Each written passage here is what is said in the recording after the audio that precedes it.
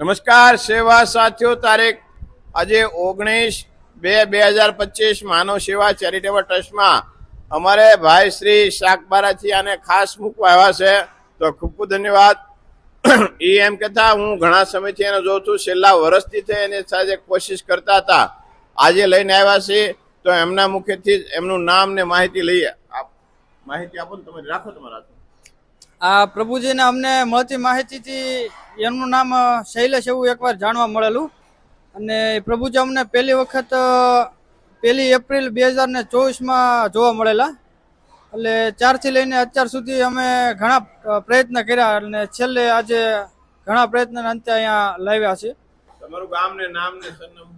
તમારું ગામ, મૂળ ગામ? મારું મૂળ ગામ વરલટાણા. હું વરલનો છું અને તાલુકો શિહોર, જિલ્લો ભાવનગર, અને જ્યાં નર્મદા જિલ્લાના શાકબારાથી આ પ્રભુજીને લાવ્યા છે.